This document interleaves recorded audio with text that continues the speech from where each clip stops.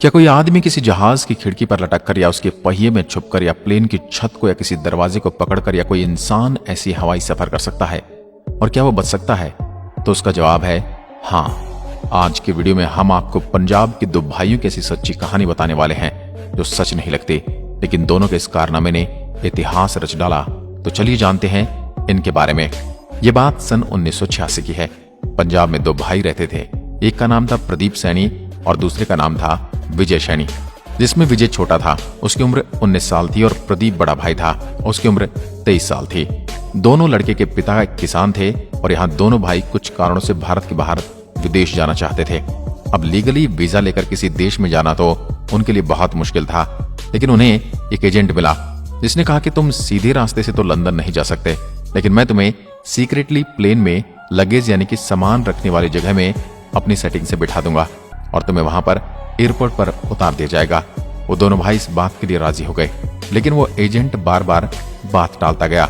दिन बीतते गए और उनके जाने का कोई जुगाड़ नहीं हो पाया। यहाँ दोनों भाई परेशान, किसी भी हाल में बाहर जाना था उनको, लेकिन अब जाएं तो जाएं कैसे? तो दोस्तों यहाँ से शुरू होती एक असली कहानी। दोनों भाई सोचते हैं कोई बात तो बन नहीं रही तो खुद ही कोशिश कर लेते हैं, तो खुद अपने बल पर लंदन चले जाते हैं। अब यह निश्चय के बाद दोनों भाई पंजाब से दिल्ली आ जाते हैं और दिल्ली में यह इंदिरा गांधी इंटरनेशनल एयरपोर्ट के चक्कर काटने लगते हैं। साल था 1986, सितंबर का महीना था और यह दोनों भाई भी थोड़ा बहुत पढ़े लिखे थे। दोनों भाई एयरपोर्ट के आसपास की इंफॉर्मेशन कलेक्ट करने लगे।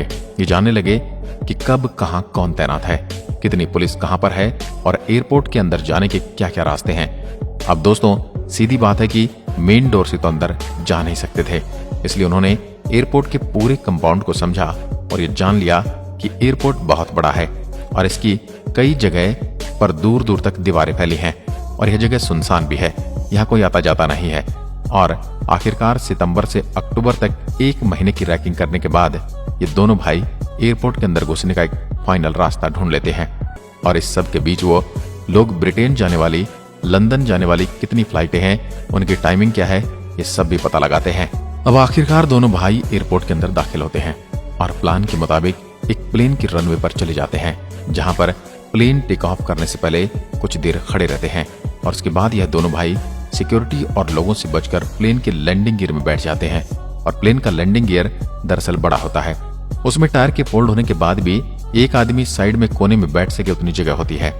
और ऐसे 2 अलग अलग लैंडिंग गियर में, यानी कि एक लैंडिंग गियर में प्रदीप अपने आप को छुपा लेता है और दूसरे लैंडिंग गियर में उसका छोटा भाई विजय खुद को छुपा लेता है। दरअसल इससे पहले इन दोनों भाइयों ने इसके बारे में फुल इंफॉर्मेशन कलेक्ट की होती है। इसके बाद इन्होंने वेट किया प्लेन में सारा लगेज पैक होने का, वेट किया सारे लोगों के बैठने का और वेट किया फ्लाइट के उड़ने का। दोस्तों दोनों लड़के, एक 23 साल का और दूसरा 19 साल का, वो लंदन पहुंचेंगे या नहीं, पहुंचेंगे भी तो किस हाल में, ये भी उनको मालूम न था। कुछ देर बाद फ्लाइट अपनी एक निश्चित हाइट पा लेती है और पहिए अंदर ले लेती है और लैंडिंग गियर को बंद कर दिया जाता है।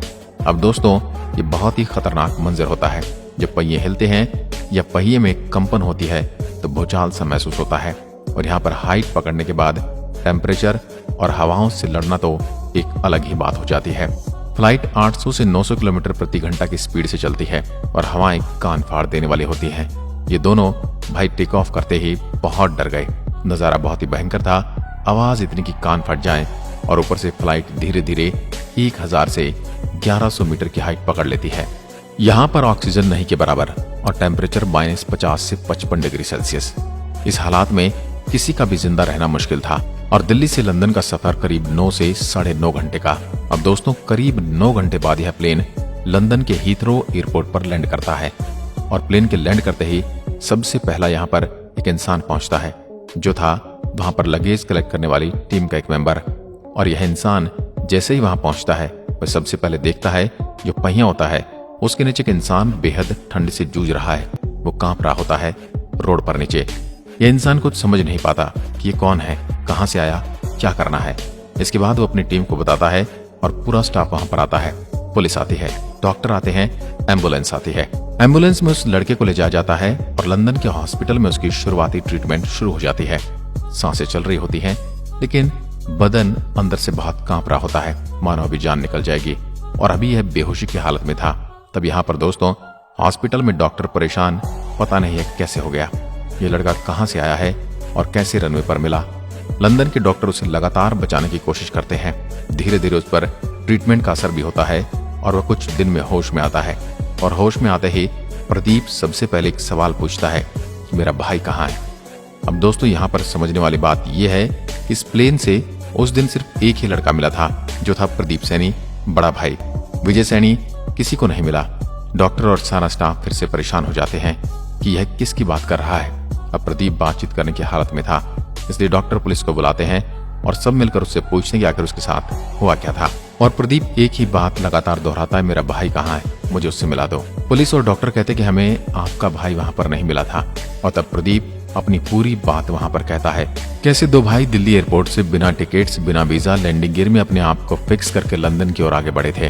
प्रदीप कहता है कि हम दो भाई अलग अलग लैंडिंग गियर में बैठे थे और वहाँ पर शोर इतना था कि कुछ सुनाई नहीं दे रहा था।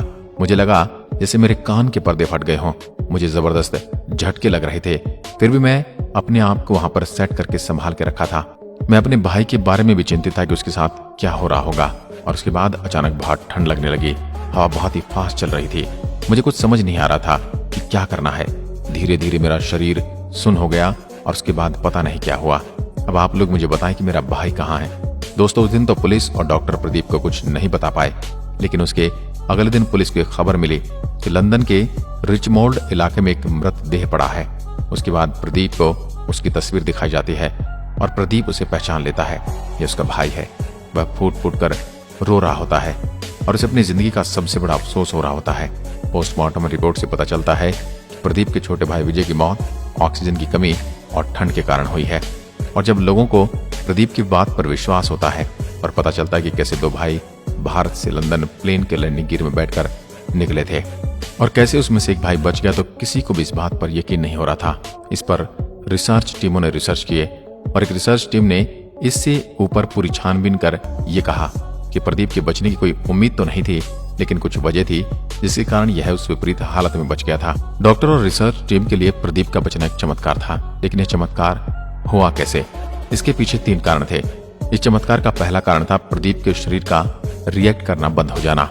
जी हाँ दोस्तों, प्रदीप का शरीर इस विपरीत हालत में इतना सहम गया कि उसने विपरीत परिस्थिति में रिएक्ट करना बंद कर दिया और इसके कारण तेज आवाज का असर, तेज हवाओं का असर और -50 डिग्री टेम्परेचर का असर भी प्रदीप की बॉडी पर नहीं हुआ।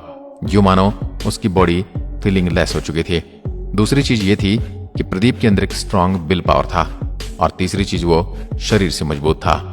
ये चीजें थी जिसने उसे इस विपरीत परिस्थिति में बचाया था। अन्यथा इस विपरीत परिस्थिति में बचना अपने आप में एक चमत्कार है और प्रदीप एक अपवाद है। आमतौर पर इस परिस्थिति में किसी भी इंसान की मौत हो सकती है।